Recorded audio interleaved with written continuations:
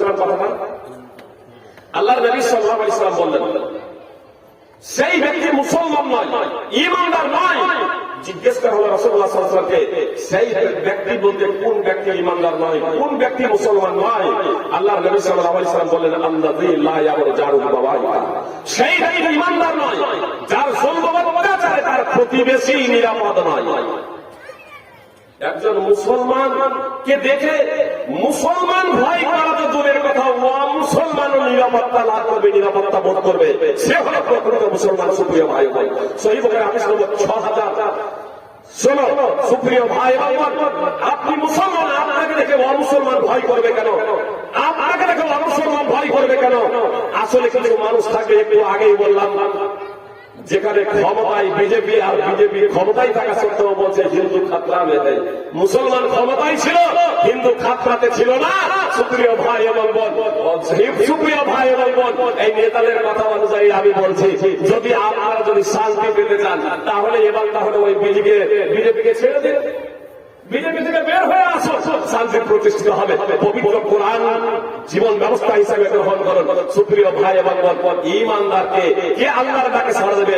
একটা হাদিস শুনুন, উমর রাদিয়াল্লাহু তাআলা আনহু সূত্রে বর্ণিত আছে, দীর্ঘ হাদিস, শুধু আমি শেষ অংশটুকু বলছি।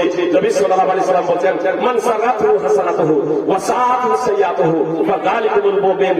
ঈমানদার হলো সেই ব্যক্তি, ঈমানদার হলো সেই ব্যক্তি, অর্থাৎ মুসলমান হলো সেই ব্যক্তি যার দ্বারা ভালো কাজ হলে আনন্দ হয়, আনন্দ বোধ করে, যার দ্বারা ভালো কাজ হলে ভালো কাজের কারণে সে আনন্দ লাভ করে, তৃপ্তি বোধ করে। আর তার দ্বারা যদি মন্দ কাজ হয়ে যায়, মন্দ কাজ হবে না এমনকি বলা যায় না। কখনো যদি তার দ্বারা ভুল ভ্রুটি হয়ে যায়, তার দ্বারা যদি অপরাধ যদি হয়ে যায়, তার দ্বারা যদি খারাপ কাজ হয়ে যায়, তার জন্য সে লজ্জিত হয়, তার জন্য সে দুঃখিত হয়, তার মনটা খারাপ হয়ে যায়, তাকে খারাপ লাগে, সে ব্যথিত হয়। আল্লাহর নবী সাল্লাল্লাহু আলাইহি ওয়াসাল্লাম বলেন, সেই হলো ঈমানদার, সেই হলো মুসলমান। শুনানে তুমি হাদিস নম্বর 2165। নিজের এবারে হৃদয়কে জিজ্ঞেস করে, মসজিদ নির্মাণ করলে, মসজিদে টাকা পয়সা দিলে আমাদের আনন্দ হয়, ভালো কাজ করলে আনন্দ হয়, সৎ কাজ করলে আনন্দ হয়, গরিব অসহায় দরিদ্রদের খাদ্য দিলে, বস্ত্র দিলে, ফকির মিসকিনদের কিছু দিতে পারলে আমাদের হৃদয়টা তৃপ্তি লাভ করে, আনন্দে ভরে যায়। পাড়া প্রতিবেশীদের আমরা যদি উপকার করতে পারি তাহলে আমাদের আনন্দ হয় না? ক্ষতি করলে আনন্দ হয়, ক্ষতি করলে আনন্দ হয়, গান বাজনা নৃত্য শুনলে আনন্দ হয়, মদ সেবন করলে, হারাম খেলে আনন্দ হয়, খুন খারাপি হট্টগোল হইচই করলে আনন্দ হয়, মারপিট দাঙ্গা ফাসাদ করলে আনন্দ হয়। সুপ্রিয় ভাই এবং বোন, পাপ কাজের মাধ্যমে যদি আপনি যদি আনন্দ লাভ করেন, এক্ষুনি তওবা করুন, আল্লাহ গো আমি পাপী বান্দা, পাপ কাজের কারণে আমার আনন্দ লাভ হচ্ছে, আল্লাহ তুমি আমাকে হিদায়াত দান করো, সুপথ প্রদর্শন করো। আর যদি ভালো কাজের মাধ্যমে যদি আপনার যদি হৃদয়টা ভরে যায়, হৃদয়টা উৎপন্ন হয়ে যায়, সুপ্রিয় ভাই, তাহলে জানবেন আপনার ঈমান আছে। তারপরেও কখনো কখনো পাপ কাজ হয়ে যাচ্ছে, এটা দুর্বল ঈমানের পরিচয়। এজন্য আপনাকে ঈমানকে মজবুত করতে হবে, ঈমানকে সঠিক করতে হবে। আসুন আমরা ঈমানকে সঠিক করি, ঈমানকে মজবুত করি। এজন্য আপনাদেরকে বলবো, অন্তত পক্ষে প্রত্যেক ভাই বোন সূরা আসর 103 নম্বর সূরা 1 থেকে 3 নম্বর আয়াত তাফসীর সহ বিশেষভাবে বারবার পড়বেন। ইউটিউব, ফেসবুকে এই প্রসঙ্গে আমার বক্তব্য আছে, সেটা আপনাদেরকে দেখার জন্য অনুরোধ জানাচ্ছি। আসসালামু আলাইকুম ওয়া রাহমাতুল্লাহ। আমাদের প্রশ্ন, দাফন শেষে ও জুমার দিন কেউ টাকা দান করে যদি দোয়া চায়, তাহলে তার জন্য সম্মানিত মোনাজাত করা কি যাবে? সুপ্রিয় ভাই এবং বোন, দোয়া হলো একটি ইবাদত, দোয়া হলো একটি ইবাদত। ইবাদত খেয়াল খুশি মতো করা যায় না, ইবাদত হলো তাওকীফ। যে ইবাদত যেভাবে আছে, যে পদ্ধতি আছে, আমাদেরকে সেই ইবাদত সেই পদ্ধতিতে করতে হবে, সেই ইবাদত সেই পদ্ধতিতে করতে হবে। ইবাদত একটি ইবাদত, দোয়া একটি ইবাদত। রাসূলুল্লাহ সাল্লাল্লাহু আলাইহি ওয়াসাল্লাম বলেছেন, দোয়া ও দোয়া ইবাদত। সুনানে আবু দাউদ হাদিস নম্বর 1497।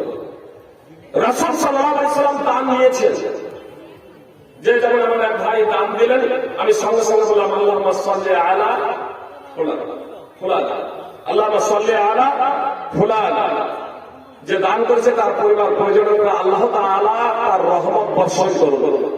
আল্লাহ নবী সাল্লাল্লাহু আলাইহি সাল্লামের নিকটে এখন আব্দুল্লাহ ইবনে আবি আওফা দান নিয়ে এলেন, আল্লাহ নবী সাল্লাল্লাহু আলাইহি সাল্লাম দোয়া পাঠ করলেন, আল্লাহুম্মা সাল্লি আলা আলে আব্দুল্লাহ ইবনে আবি আওফা। সহিহ বুখারী হাদিস নম্বর 1497। এই জন্য দোয়া আছে। এখন আল্লাহ রাসূল সাল্লাল্লাহু আলাইহি সাল্লাম উম্মে সুলাইমের বাড়িতে দাওয়াত খেলেন, আর যখন বের হয়ে আসছেন তখন উম্মে সুলাইম রাদিয়াল্লাহু তাআলা আনহা আল্লাহ রাসূলকে বলেন, আল্লাহ রাসূল আনাসের জন্য দোয়া করে দেন। তখন আল্লাহ রাসূল সাল্লাল্লাহু আলাইহি সাল্লাম সঙ্গে সঙ্গে দোয়া করে দিলেন, আল্লাহুম্মা আকসির মালাহু ওয়া লাহু ওয়া বারিক লাহু ফিমা আতাইতা। হাত উঠালেন না, যেখানে হাত উঠিয়ে দোয়া আছে হাত উঠিয়ে দোয়া করুন, যেখানে হাত উঠিয়ে দোয়া নেই সেখানে হাত না উঠিয়ে দোয়া করুন। এখন আয়েশা আল্লাহ রাসূল বলেছেন, আল্লাহ রাসূল আমার জন্য দোয়া করুন। সঙ্গে সঙ্গে আল্লাহ রাসূল বলেছেন, আল্লাহুম্মা কুল্লি আয়েশা, আল্লাহ তুমি আয়েশাকে ক্ষমা করো। হাত উঠালেন না। অনেক জায়গা আছে যেখানে হাত উঠেছেন। প্রশ্ন হলো, দাফন শেষে সম্মিলিত ভাবে দোয়া করা, হাত উঠিয়ে সম্মিলিত ভাবে দাফন শেষে দোয়া করার ব্যাপারে বিশুদ্ধ কোনো হাদিস নেই, বরং সম্মিলিত ভাবে হাত উঠিয়ে জৈব হাদিস নেই। একাই একাই হাত উঠিয়ে দাফন শেষে দুটো হাদিস আছে, দুটোই জয়ী। অবশ্য দাফন শেষে দোয়া করার প্রমাণ আছে। এজন্য দাফন কমপ্লিট যখন হবে তখন ইমাম সাহেব কবরের পাশে দাঁড়াবেন।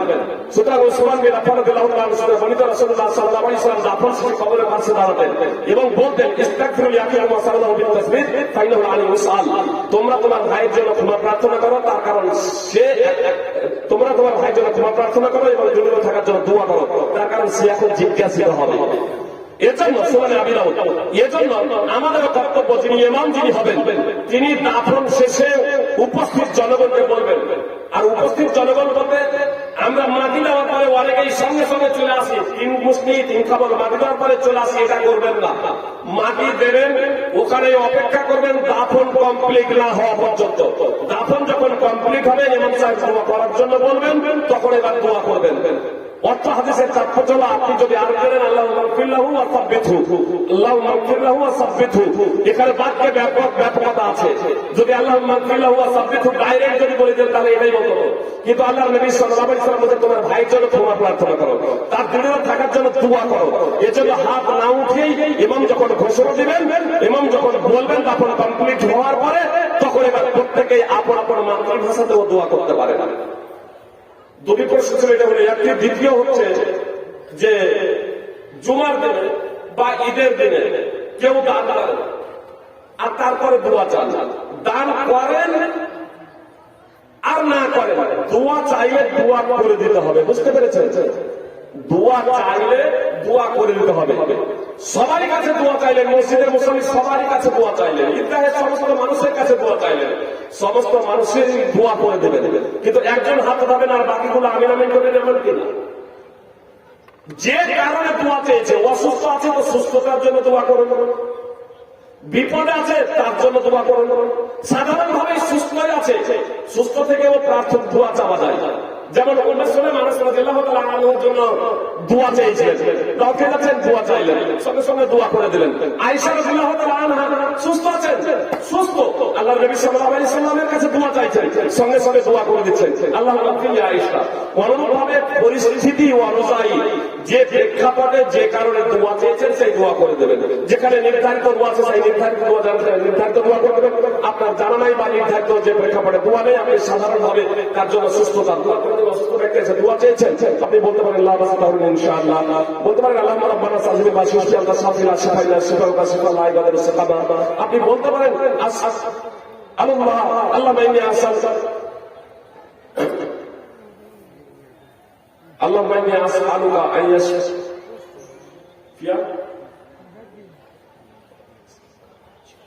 اللهم إني أسألك أن يشفيك اللهم إني أسألك أن يشفيك اللهم إني أسألك أن يشفيك।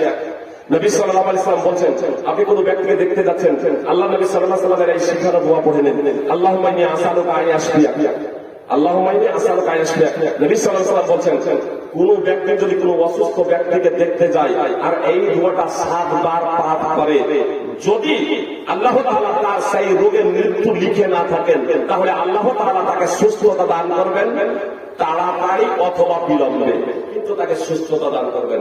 শোনা যায় নবীজির বর্ণনা, আল্লাহুম্মা ইন্নী রব্বাল আরশিল আযীম আন ইয়াশফিয়াক, আল্লাহুম্মা ইন্নী আসআলুকা রব্বাল আরশিল আযীম আন ইয়াশফিয়াক।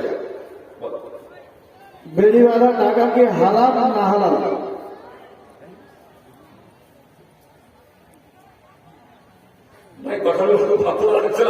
একটা জিনিস জেনে রাখবেন, যে জিনিসটা হারাম তার উপার্জন হারাম। বুঝতে পেরেছেন? যে জিনিসটা হারাম, যেমন মদ বিক্রির টাকা যদি বলেন তাহলে হারাম না হারাম? বিড়ি সিগারেট নেশাজাত দ্রব্য হারাম না হালাল? যদি বলেন যে হারাম তার উপার্জন হারাম, যদি বলেন হালাল তার উপার্জন হারাম হালাল।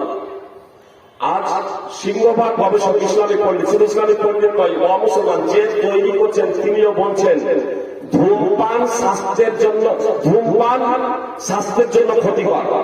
ধূমপান, সিগারেট পান, সিগারেট সেবন ক্যান্সারের কারণ, কিন্তু তারাই লিখে।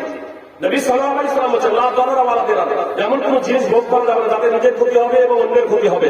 আপনার স্টেট বাসে উঠবেন, সেখানে লেখা আছে ধূমপান নিষেধ। এটা আলাদা প্রসঙ্গ যে কন্ডাক্টর ধূমপান করছেন, ড্রাইভার ধূমপান করছেন।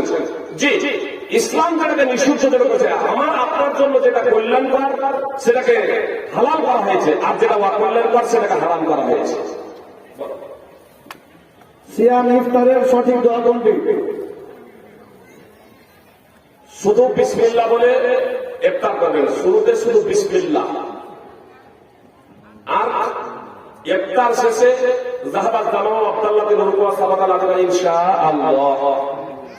আমাদের সমাজে যেটা প্রচলিত আছে, আপনারা ইন্দাকুম সয়, আমাদের সমাজে যেটা প্রচলিত আছে আল্লাহুম্মা লাকা সুমতু ওয়া আলা রিজকিকা আফতারতু, এই দোয়াটা জয়ীফ। ইমাম আবু দাউদ রাহিমাহুল্লাহ আল্লাহুম্মা লাকা সুমতু ওয়া আলা রিজকিকা আফতারতু, এই দোয়াটা এবং যাহাবাত জামা আব্দুল্লাহ রুকু সাবাকাল আজরা ইনশাআল্লাহ একই অনুচ্ছেদে একই ভাবে উল্লেখ করেছেন। আগে যাহাবাত জামা এটা বর্ণনা করেছেন, তারপরে আল্লাহুম্মা লাকা সুমতু ওয়া আলা রিজকিকা আফতারতু এটা বর্ণনা করেছেন। আমাদের ওলামায়ে কেরাম এবার আল্লাহুম্মা লাকা সুমতুটাকে দিয়ে দিলেন শুরুতে আর ওটাকে দিয়ে দিলেন শেষে। অথচ ইমাম আবু দাউদ যিনি হাদিস বর্ণনা করছেন তিনি ওটাকে প্রথমে করেছেন যাহাবাত জামা, আর ইমাম আবু দাউদ তিনি মারাসিলে আবু দাউদে উল্লেখ করে দিয়েছেন যে আল্লাহুম্মা লাকা সুমতু ওয়া আলা রিজকিকা আফতারতু, এটা মুরসাল অর্থাৎ জয়ীফ হাদিস। জয়ীফ হাদিস সকলের ঐক্যমতে, মুহাদ্দিসিনে কেরামদের ঐক্যমতে এটা আমলযোগ্য। টাকা দিয়ে ফিতরা আদায় হবে না মাদুদের উপর দিতে হবে? সুপ্রিয় ভাই এবং বোন, টাকা দিয়ে ফিতরা হবে কি হবে না হাসরের ময়দানে আল্লাহ তাআলা ফয়সালা করবেন। নবী সাল্লাল্লাহু আলাইহি ওয়াসাল্লাম খাদ্যশস্য দিতে বলেছেন, সাহাবায়ে কেরাম খাদ্যশস্য দিয়েছেন। পরবর্তীতে উলামায়ে কেরাম কেউ বলছেন জায়েজ, কেউ বলছেন না জায়েজ।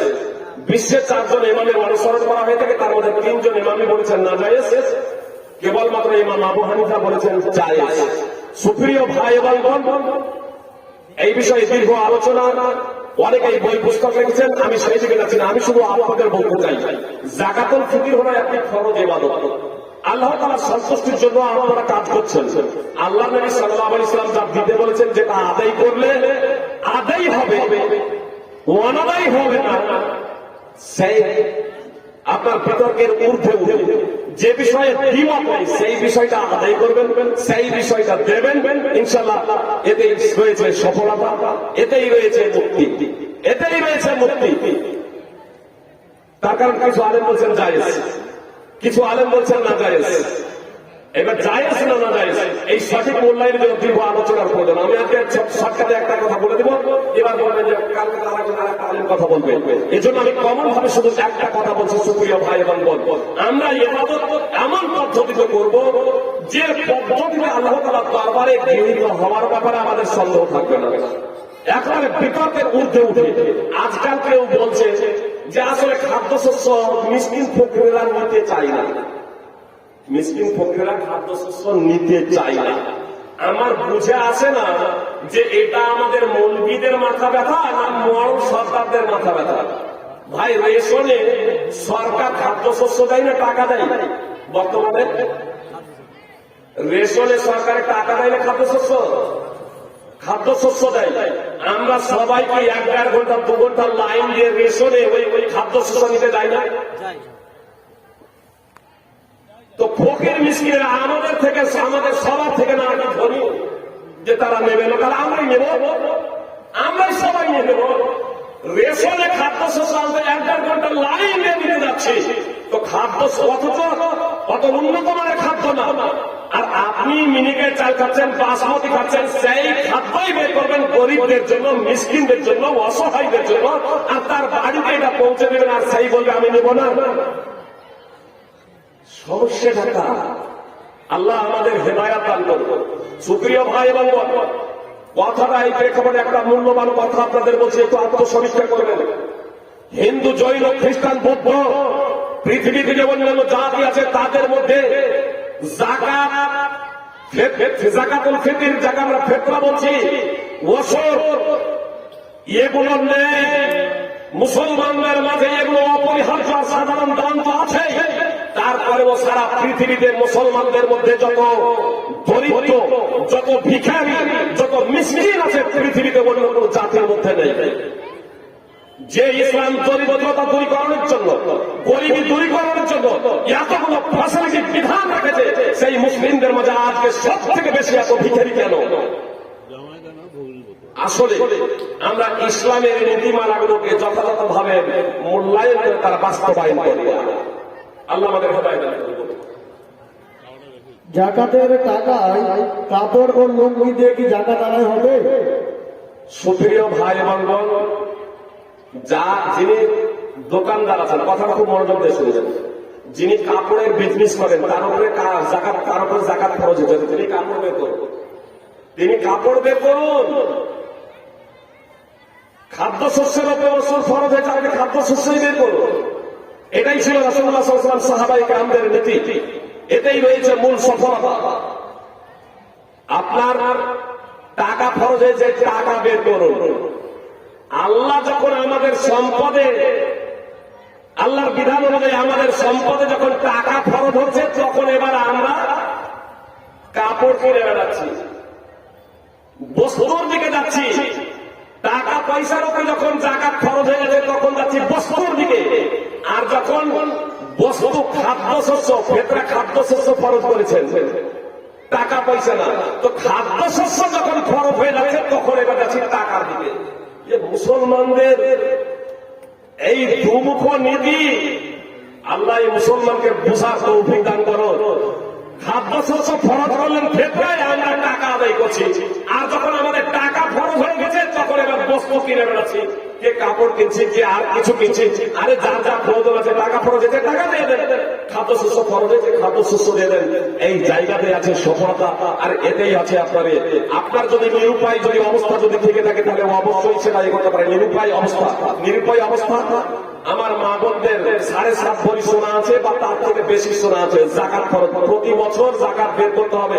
আমার মা এবং বোনেরা খুব ভালোভাবে শুনুন, কোন মা এবং বোনের যদি 7.5 ভরি সোনা থাকে, 85 গ্রাম ন্যূনতম সোনা থাকে, বা 595 গ্রাম চাঁদি, রূপা 52.5 ভরি রূপা চাঁদি যদি থাকে, আর একটা বছর যদি অতিবাহিত হয়ে যায়, তাহলে তার উপরে জাকাত খরচ শতকরা 2.5% হিসেবে যে মা বোনেরা গয়না করছেন, গয়না ভেঙে জাকাত দিতে হবে এমন কিনা? আপনি এখানে টাকা দিতে পারেন, আপনি এখানে টাকা দেবেন, গয়না আপনাকে ভাঙতে হবে না, আপনাকে মালা ভাঙতে হবে না, আপনি টাকা দেবেন। যেখানে নিরুপায় আছে সেই জায়গাতে আপনার জন্য ব্যবস্থা আছে, কিন্তু এভেলেবেল যেখানে এইরকম সাধারণভাবে, সাধারণ অবস্থায় আমি নিজের খেয়াল খুশি মতো জাকাত এবং ওসর নিয়ে, ফিতরা নিয়ে ছিনিয়ে খেলবো, এই অধিকার আমাকে আপনাকে দেওয়া হয়নি। উজু করার পর হাঁটুর কাপড় উঠলে উজু থাকবে না নষ্ট হয়ে যাবে? সুপ্রিয় ভাই বোন, হাঁটুর কাপড় উঠে যাওয়াটা ওজু নষ্টের কারণ না। কথাটা খুব ভালোভাবে শুনুন। হাঁটুর উপরে কাপড় উঠে যাওয়াটা ওজু নষ্টের কারণ নয়। এমনকি ওজু করে নিয়েছে, বাচ্চা কাঁদছে, এবার আমার মা বোনেরা মনে করে যদি বাচ্চাকে দুধ পান করাই তাহলে তো অসুবিধা, কাঁদতেই আছে, তারপরে এবার নামাজ না পড়লে দোষ দেবে না। আরে বাচ্চা উঠে গেছে, ঘুমিয়েছিল, আমার মা এবং বোন ওজু করে নিয়েছে, তাদের সমস্যা কি আছে? আপনি আগে বাচ্চাকে দুধ পান পান, তারপর আপনি নামাজ পড়েন। দুধ পান করানো এটা ওজু নষ্টের কারণ না। হাঁটুরোপে কাপড় ফাঁতো দূরের কথা, দুধ পান করা, জি কেউ যদি উলঙ্গ হয়ে ও নামাজ ওজু যদি করে তাহলে ওজু নষ্ট হবে না। আপনার যৌনতা সহিত সেক্সের সহিত যদি গুপ্তাঙ্গে যদি স্পর্শ যদি না হয়, স্পর্শ না করে তাহলে ওজু নষ্ট হবে। মৃত্যু ব্যক্তির এলান কি মসজিদের মাইকে করা যাবে না যাবে না? ভাই গুরুত্বপূর্ণ প্রশ্নগুলো করেন। সুপ্রিয় ভাই বোন, আসলে মসজিদের মাইকে মাইক আজকে যে মাইকের উপরে বক্তব্য রাখছি, এই বক্তব্য রাখার প্রয়োজনটা কেন? কেন অনেকগুলো লোকজন আছেন, মা বোন ভাইয়েরা আছেন, মুখে বললে সেটা আওয়াজটা পৌঁছাবে না, তাই নাই?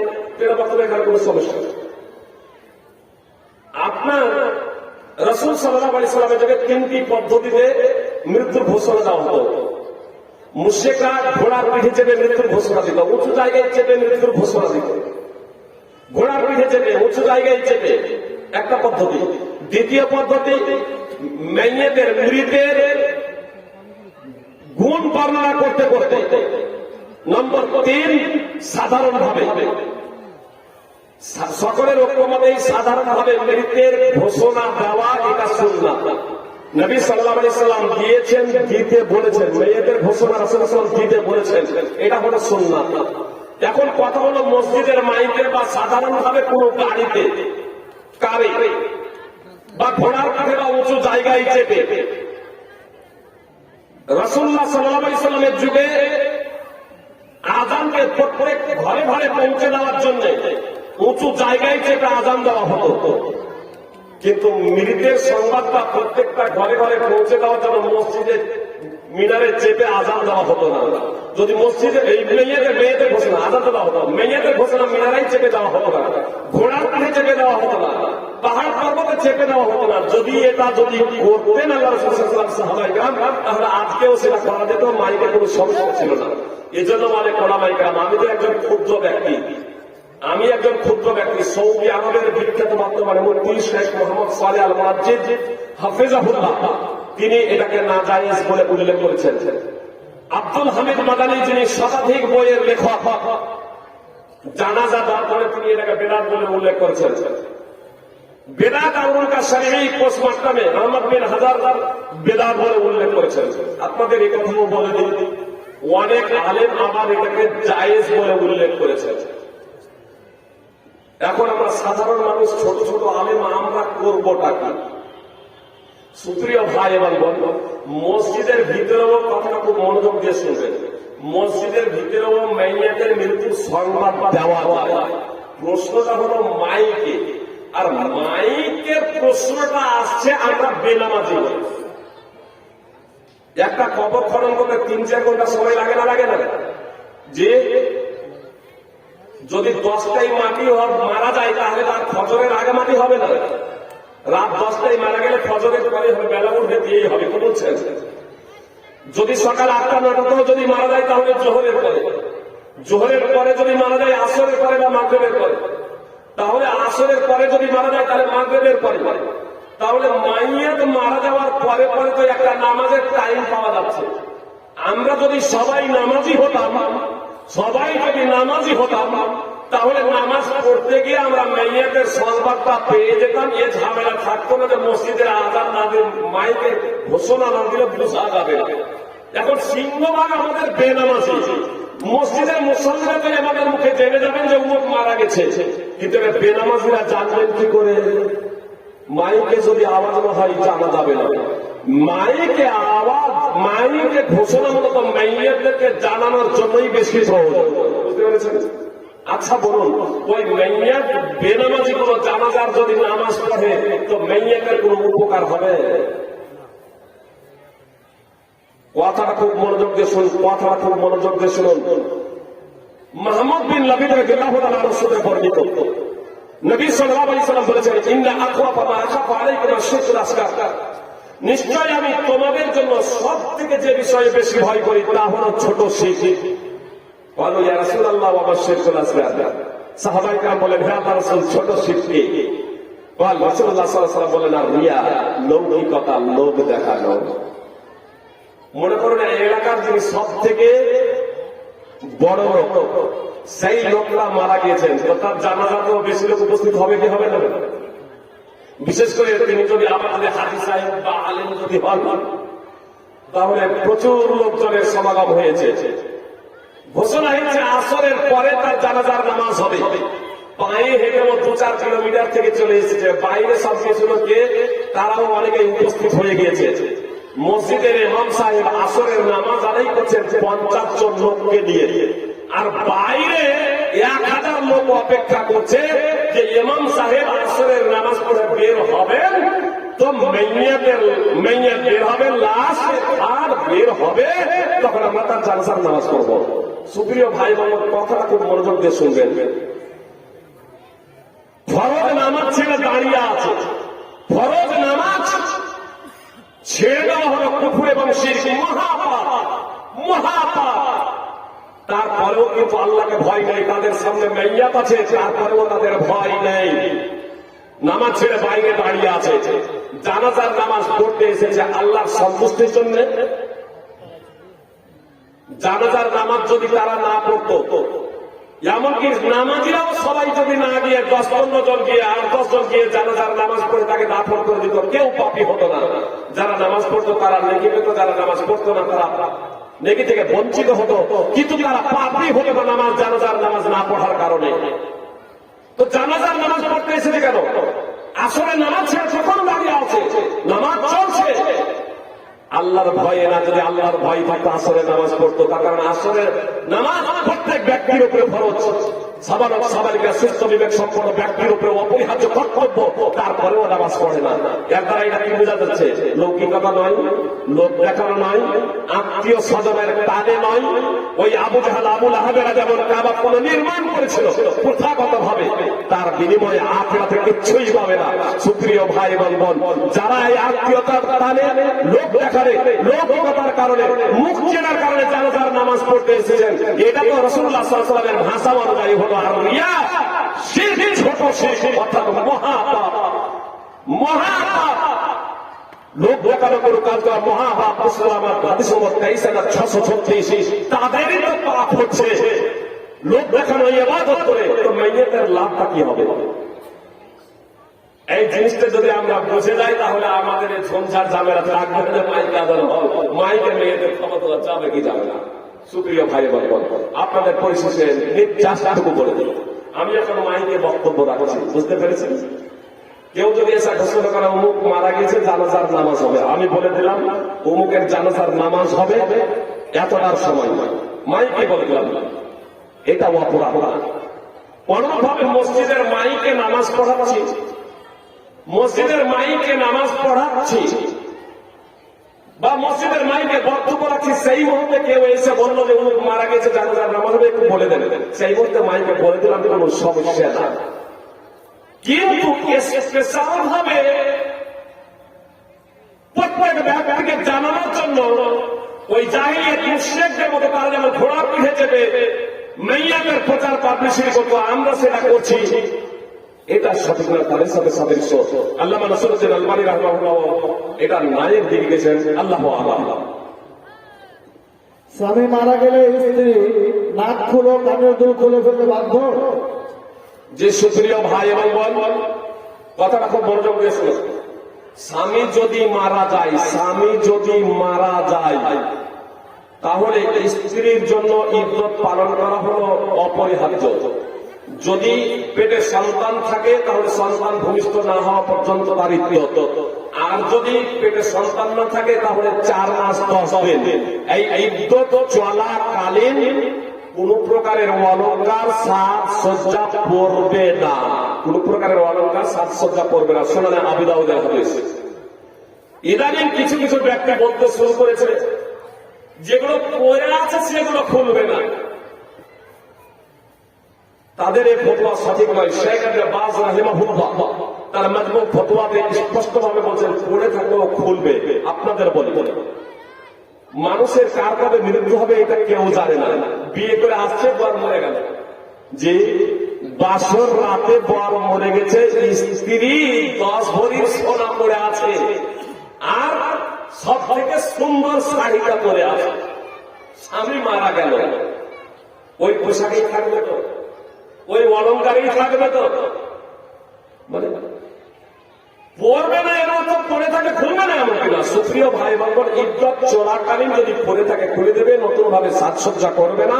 অবশ্য ইদ্যত শেষ হয়ে যাবে তার আবার করলে কোনো সমস্যা নেই, কোনো সমস্যা নেই। আর এটা ঘৃণা না, এটা হলো একটা নীতি, এটা হলো শখ, স্বামীর প্রতি ভালোবাসা যে সেই স্বামীর প্রতি শখ, এটা ইদ্যতের মতো। সন্তান যদি পেটে না থাকে 4 মাস 10 দিন পেটে সন্তান আছে, সন্তান ভূমিষ্ঠ না হওয়া পর্যন্ত পেটে সন্তান আছে, স্বামী মারার একদিন পরেই ছেলে ভূমিষ্ঠ হয়ে গেল, ইদ্যত শেষ।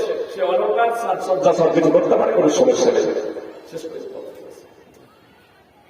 রাস্তার পাশে কোন পুরুষ বসে থাকে তো কোনো মহিলা রাস্তা দিয়ে গেলে কি সালাম দিতে পারে? জি, পুরুষেরা মহিলাদের, মহিলাদেরা পুরুষদের সালাম দেবে, এটাই হলো সুন্নাহ। তবে একটা বিষয়, আজকাল এটা ফিতনার যুগ, বুঝতে পেরেছেন? আজকাল এটা ফিতনার যুগ। ফিতনায় পড়ার যদি সমূহ সম্ভব না থাকে, তাহলে সুন্নাত আদায় করতে গিয়ে হারামে জড়িয়ে যাওয়ার যদি সম্ভব না থাকে, তাহলে এটা তো সুন্নাত না করলে পাপ হবে এমনটি না, করলে নেকি ছিল, না করলে পাপ নাই। কিন্তু যদি ফিতনায় যদি জড়িয়ে যান তাহলে পাপ হবে, যদি বড় পাপে জড়িয়ে যায়। যে একজন যুবক আছে আর একজন মেয়ে যাচ্ছে, একজন যুবক বসে আছে, একজন মেয়ে যাচ্ছে, এবার ও মেয়ে ওকে সালাম দিচ্ছে, ওর কণ্ঠস্বর তার সমুদ্র সাধারণভাবে সালাম দিচ্ছে। কণ্ঠস্বর মেয়েদের কণ্ঠস্বর সাধারণত একটু নরম হয়, অবশ্য পুরুষের সাথে প্রয়োজনে কথা বললে একেবারে এমন ভাবে কথা বলবে না যাতে পুরুষ প্রবৃত্ত হয়ে যায়, কিন্তু সালামের মাধ্যম দিয়েও কথা বলবে। তারপরে এবার জিজ্ঞাসাবাদ, যদি তাকে ফেরকাই পড়ে যাবার আশঙ্কা আছে তাহলে সালাম দেওয়া থেকে বিরত থাকাই হচ্ছে ভালো। মেয়েরা ঈদের সালাত কোথায় পড়বে এবং মেয়েরা কি ঈদের সালাতে কিংবা অন্যান্য সালাতে জুমার দিনে কি ইমাম হতে পারে? সুপ্রিয় ভাই বোন, মেয়েদের জন্য জুমার নামাজ ফরজ নয়, মেয়েদের জন্য জুমার নামাজ ফরজ নয়। মেয়েরা জুমার নামাজে ইমামতি করতে পারে না। অবশ্য 5 ওয়াক্তের নামাজে মেয়েরা মেয়েদের ইমামতি করতে পারে। মেয়েরা যদি জুমার নামাজ পড়তে চায় তাহলে পুরুষদের ইমামতিতে মসজিদে পুরুষদের নামাজের সাথে, পুরুষ ইমামের সাথে ইমাম যিনি খুতবা দেবেন, মুসাল্লিদের নামাজ পড়াবেন, সেই মসজিদে উপস্থিত হবেন। তাদের যদি ব্যবস্থা থাকে তাহলে তারা জুমার মসজিদে উপস্থিত হয়ে জুমার নামাজ আদায় করতে পারেন। আর যখন জুমার নামাজ পুরুষদের সাথে আদায় করবেন ইমামের সাথে, তখন কিন্তু আর জোহরের নামাজ পড়বেন না। নইলে মেয়েরা জোহরের নামাজ আদায় করবেন, জুমার নামাজ নয়। ঈদের নামাজ সাধারণত পুরুষ এবং মহিলা রাসূলুল্লাহ সাল্লাল্লাহু আলাইহি ওয়াসাল্লামের যুগে, সাহাবায়ে কেরামদের যুগে পুরুষ ইমামতিতেই আদায় হতো, একই সাথে আদায় হতো, এটাই হলো সুন্নাহ। সুপ্রিয় ভাই এবং বোন, যেখানে ব্যবস্থা আছে, আর ব্যবস্থা না থাকলে ব্যবস্থা করুন। পুরুষ এবং মহিলা ঈদ মাঠে বৎসরে বাৎসরিক দুটো ঈদ, বাৎসরিক দুটো ঈদ, যে সেদিন পরিষ্কার পরিচ্ছন্ন হৃদয়টাকে পরিষ্কার করে নিয়ে, মনটাকে পবিত্র করে নিয়ে সমস্ত মানুষই পরিষ্কার পরিচ্ছন্ন হয়ে ঈদ মাঠে আনন্দ উৎসবে বের হবে, এটাই হলো ইসলামী নীতি। কিন্তু সেই জায়গাতেই যত গেল যে জালসা শুনতে আমরা নিয়ে আসছি, কোনো সমস্যা নেই। মেলা উৎসব, আপনার মিটিং মিছিল বিভিন্ন জায়গায় আমার মা বোনদেরকে নিয়ে যাচ্ছি, সেখানে কোনো সমস্যা নেই, যেখানে সিংহভাগ বেনামাজিও থাকে। আর ঈদের মাঝে বেনামাজিরাও কিন্তু সেদিন নামাজি হয়ে যায়, 2টা দিন বৎসরের বেনামাজিরাও নামাজি হয়ে যায়। যেখানে আপনার অপরাধের সম্ভাবনা থাকে না, সেই জায়গাতে আমার মা বোনদেরকে আনন্দ উৎসব থেকে বিরত রাখি। আল্লাহ আমাদের হেদায়েত দান করুন। সুপ্রিয় ভাই এবং বোন, দক্ষিণ দিনাজপুরের একটা ঘটনা আমি বলতে বাধ্য হচ্ছি। দক্ষিণ দিনাজপুরে যখন আমি এই কথা যখন বলেছিলাম, তারা অনেক জায়গাতে দক্ষিণ দিনাজপুরে পুরুষ এবং মহিলা যখন একসাথে ঈদের নামাজ পড়ে, তো 80 বছরের বৃদ্ধা মহিলারা মন্তব্য করেছিল ঈদের নামাজ পুরুষদের সাথে আদায় করার পরে, জি তারাও তো জালসা শুনে, কিন্তু ঈদের নামাজ পুরুষদের সাথে আদায় করার পরে আমার ওই 80 বছরের দাদিরা মন্তব্য করেছিল। মাস্টার আলতাফ হোসেন দক্ষিণ দিনাজপুরের, তিনি আমাকে এই কথাটা বলছিলেন যে ঈদ যে আনন্দ উৎসবের দিন, এটা আজকে আমরা 60-70 বছর পরে এই আনন্দটা উপলব্ধি করতে পারলাম। 50-60 বছর পরে আমরা আনন্দ উপলব্ধি করতে পারলাম যে হ্যাঁ, মুসলমানদের আনন্দ উৎসবের দিন আছে। যদি ঈদগাহের ব্যবস্থা না থাকে তাহলে কি করবে? যে ঈদগাহে যদি ব্যবস্থা না থাকে, ব্যবস্থা করলে তো ব্যবস্থা হবে। যখন আমাদের প্রশ্নের জন্য ব্যবস্থা ছোট হয়ে যায় তখন বড় করি না করে না। এই যে মসজিদের উন্নতি করবে, কেন মসজিদ আছে তাহলে মসজিদের উন্নতি করবে পাঠাচ্ছে না কেন? এজন্যই মসজিদের উন্নতি করবে, চাঁদা যে এই মসজিদের লোক ধরবে না, আরো পুরুষের দরকার, আরো পুরুষের সংখ্যা বৃদ্ধি হচ্ছে। এই জন্য মসজিদকে বড় করতে হবে। তো বড় করার জন্য যেমন সেই ঈদগাহ আমাদের বড় করতে হবে। অবশ্য যতক্ষণ পর্যন্ত ঈদগাহ বড় না হচ্ছে, পরিকল্পনা আমাদের রাখতে হবে ঈদগাহ বড় করা। যতক্ষণ পর্যন্ত ঈদগাহ বড় না হচ্ছে, আমার মা এবং বোনেরা তারা বাড়িতেই জামাতবদ্ধভাবে নামাজ আদায় করে নেবেন। এই প্রশ্নটা স্বয়ং আমার শেখ মাহফুজুর রহমান, ভারতবর্ষের অন্যতম একজন শেখ মাহফুজুর রহমান হাফিজুল্লাহ, তিনি এখনো বেঁচে আছেন। তাকে এই প্রশ্নটা করেছিলাম যে শেখ, আমাদের দিকে মসজিদে মসজিদে ঈদের নামাজ পড়ে, মেয়েরা সেপারেট হবে, পৃথক হবে। তো শেখ মাহফুজুর রহমান এই জবটা দিয়েছিলেন যে মেয়েরা পুরুষদের সাথে যাবে, তাদের জন্য ওই ঈদ মাঠে ব্যবস্থা করতে হবে। যতক্ষণ পর্যন্ত এই ব্যবস্থা না হচ্ছে তারা বাড়িতেই একাই বা তারা বাড়িতেই জামাতবদ্ধভাবে নামাজ আদায় করে নেবেন। আল্লাহ তাআলা আমাদের প্রত্যেকে পবিত্র কোরআন এবং সুন্নাহ অধ্যয়ন করার এবং সেই অনুযায়ী জীবনযাপন করার তৌফিক দান করেন, আমিন। সুপ্রিয় ভাই এবং বোন, আপনাদের বলবো, প্রথাগতভাবে মুসলিম হলে হবে না, আমাদের প্রকৃত মুসলমান হতে হবে। দান প্রসঙ্গে শুধু আমি শেষ করে দিচ্ছি, শুধু দুটো হাদিসের ভাবার্থ আপনাদের সম্মুখে ব্যক্ত করেছি। দান কিভাবে করবেন, দান কিভাবে করবেন? আমার সুপ্রিয় ভাই বোন, কথাটা খুব মনোযোগ দিয়ে শুনবেন। আপনারা দান করে দিচ্ছেন নিজেদের নামে, তো নিজেদের নামে যে দানটা করছেন শুধু নিজেরাই নেকিটা পাচ্ছেন। মনে করুন 5,000 টাকা দান করলেন, আপনি 5,000 টাকা নেকি পাবেন, সেটা 10 থেকে নিয়ে 700 বা তার থেকে বেশি বৃদ্ধি হবে। কিন্তু আপনি যদি সেই টাকাটা বাপ মায়ের নামে দান করেন, সেই টাকাটা যদি বাপ মায়ের নামে দান করেন, মনে করুন 5,000 টাকা বাপের নামে দান করলেন বা মায়ের নামে দান করলেন, বাবার নামে দান করলেন, তো তারাও 5,000 টাকার নেকি পাবে, সেটা 10 থেকে 700 তার থেকে বেশি বৃদ্ধি হবে। আর সেই সমপরিমাণ নেকি আপনিও পাবেন। আপনি ডাইরেক্ট না এসে আপনার ছেলেকে পাঠালেন, যে আমার মা পড়বে, আপনারা ডাইরেক্ট না এসে আপনার ছেলে অথবা বাচ্চা মেয়েকে পাঠালেন, তা আপনার ছেলে বাচ্চা মেয়েও পাবে।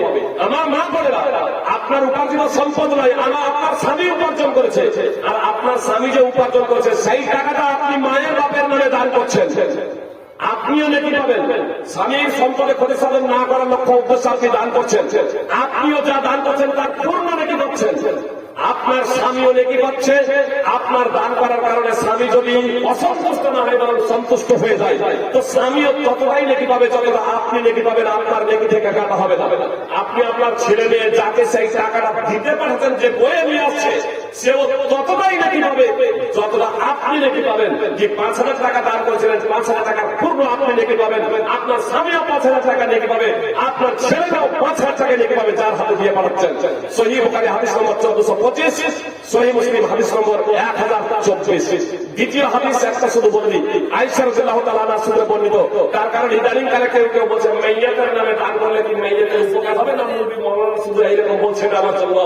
সুপ্রিয় ভাই এবং বোন, আয়েশা রাদিয়াল্লাহু তাআলা আনহা সূত্রে বর্ণিত, এক ব্যক্তি আল্লাহ রাসূল সাল্লাল্লাহু আলাইহি ওয়াসাল্লামকে জিজ্ঞেস করলো, আমার মা মারা গেছে, দান খয়রাত করার জন্য ওসিয়ত করে যায়নি, দান খয়রাত করার জন্য ওসিয়ত করে যায়নি, তবে আমি মনে করি যদি হয়তো কিছু ইচ্ছা করে হয়তো সে বলতে পারতো, কথা বলতে পারলে হয়তো কিছু বলতো। আল্লাহ রাসূল সাল্লাল্লাহু আলাইহি ওয়াসাল্লাম, আমি যদি মাইয়াতের নামে দান করি, আমার মায়ের নামে দান করি, আফালাহা আজরুন ইন তাসাদদাকতু আনহা ওয়ালিয়া আজরুন। আল্লাহ রাসূল সাল্লাল্লাহু আলাইহি ওয়াসাল্লাম, আমি যদি আমার মায়ের পক্ষ থেকে দান করি, তাহলে আমার মা কি নেকি পাবে এবং আমিও কি নেকি পাবো? বললেন রাসূলুল্লাহ সাল্লাল্লাহু আলাইহি ওয়াসাল্লাম বললেন যে হ্যাঁ। সুনানে ইবনে মাজাহ হাদিস নম্বর 2717, সহিহ মুসলিমে হাদিসটি আছে। সহিহ মুসলিমের হাদিস অনুযায়ী যে দান করবে সেও নেকি পাবে, যার পক্ষ থেকে দান করা হবে সেও নেকি পাবে। সহিহ মুসলিম হাদিস নম্বর 1004। এজন্য যারা দান করছেন উন্মুক্ত হস্তে দান করবেন, একমাত্র আল্লাহ তাআলার সন্তুষ্টির জন্য দান করবেন। কোন ব্যক্তি বাকি থাকবেন না, অন্তত কিছু হলেও আপনারা আল্লাহর মসজিদ নির্মাণের জন্য দান করবেন। সুপ্রিয় ভাই বোন, যেখানে আবু জাহেলের আল্লাহর মসজিদ পুনর্নির্মাণের জন্য দান করেছিল, তারা যদি দান করতে পারে, যাদের ইমাম ছিল না, তাহলে আপনি ইমানদার ইমানওয়ালারাই তো আল্লাহর মসজিদ নির্মাণ করবে। সুপ্রিয় ভাই এবং বোন, অতএব উন্মুক্ত হাতে আপনারা এই দানের জন্য আপনাদের হাত উন্মুক্ত করে দেবেন, প্রশস্ত করে দেবেন। আল্লাহ তাআলা আমাদের প্রকৃত ঈমানদার হওয়ার এবং আল্লাহর ঘর নির্মাণ করে সেই ঘরকে আবাদ করার তৌফিক দান করেন। আমিন আমিন। কওলি হাযা আস্তাগফিরুল্লাহ ওয়া লাকুম মুসলিমিন। আসসালামু আলাইকুম ওয়া রাহমাতুল্লাহি ওয়া বারাকাতুহু। আসসালামু আলাইকুম ওয়া রাহমাতুল্লাহ। এতক্ষণ পর্যন্ত শুনলেন